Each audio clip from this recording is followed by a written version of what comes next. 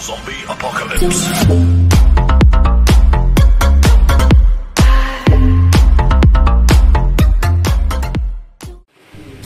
Chào các bạn nha, hôm nay mình sẽ review bàn phím Aco 3087 mình mua ở trên Lazada.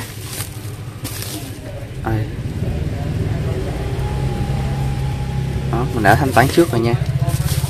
Đây là bao bì trước khi mình nhận hàng nè.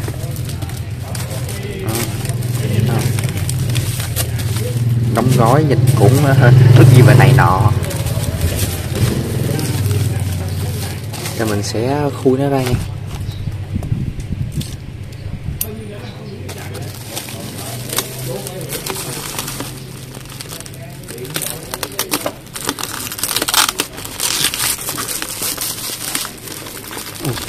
Sao có bọc thêm lớp bìa ở ngoài cho mình nữa. Khá là có tâm. Không biết nó có bị móp gì ở trong không? Ở ngoài thấy mình thấy cái bọc ở ngoài bị móp rồi đó.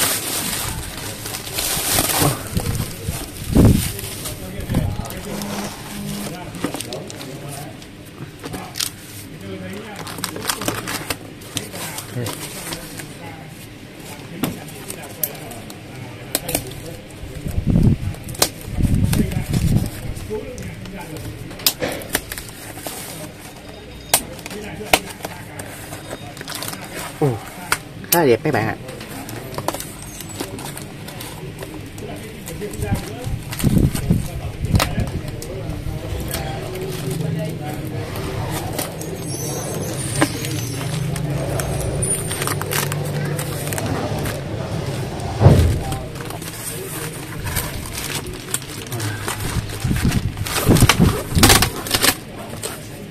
Ok.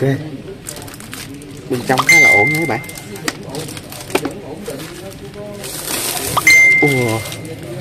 Nặng phết. Nó hơi móc bên đây rồi. Đây, Aco 3087 DS Midnight.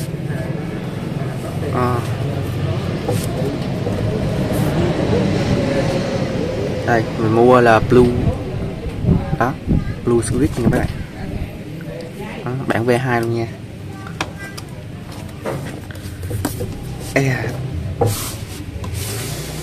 Wow, đẹp chưa? Nó hơi móp nè. Ở ngoài không móp mà ở trong móp, lạ ha. Mình sẽ mở nó ra.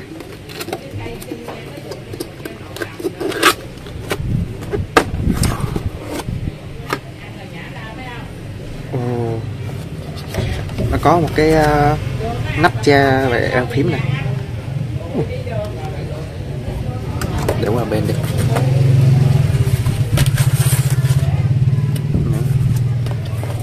Trong đây có gì đây? Trong có dây sạc nha. Dây sạc này không được bọc dù mà có cái đồ chống nhiễu nè. Thấy cũng vàng vàng mà không biết được màu vàng không mấy bạn à. Có hình Aco luôn. Đó. Khá đẹp. Dây này dây gì đây? Dây Type-C nha mấy bạn. Ngon phết đấy chứ. Okay. Đây đây. Đây là cái gì? Đây là được cái đồ K-Cooler, gấp phím ra mà, gấp keycap á, màu tím nha mấy bạn, tím nhạt. Ok, cất vô. Rồi mình sẽ thử test bàn phím này nha. Bên trong còn gì nữa? Đó. Trong là cái gì đây? Không biết nữa, bỏ đi. Đây là sách hướng dẫn.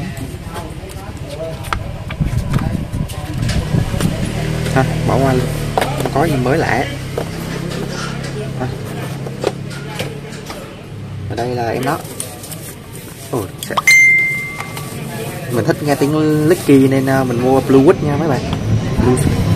Đó. Khá là đẹp, cầm chắc tay ấy. Khá là nặng, phím cũng hơi lung lay nè. Bàn phím này giá rẻ mà, vậy cũng được rồi, có rảnh đi dây luôn.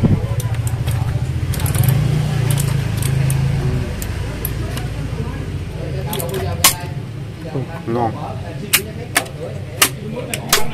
Tiếng nghe đã.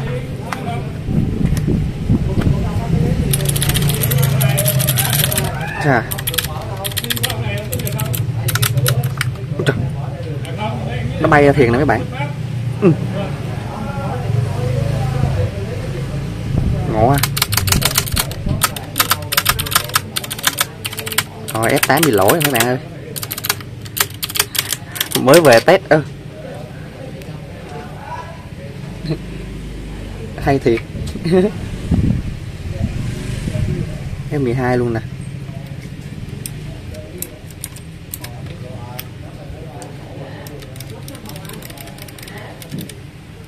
Bấm khá là sướng.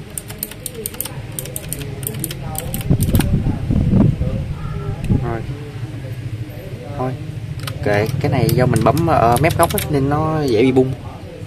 Chắc đa số con nào nó cũng vậy. Cái này giá rẻ, không yêu cầu gì nhiều đâu, nhưng khá ok các bạn. Mình cắm dây test thử nha.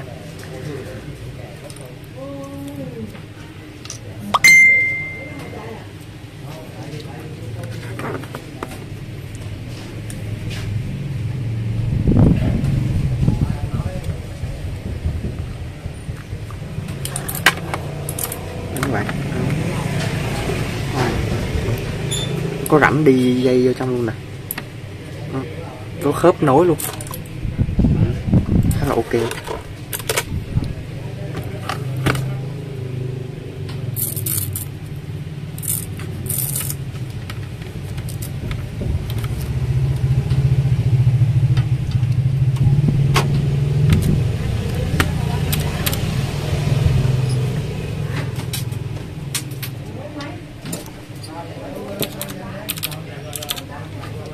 Cô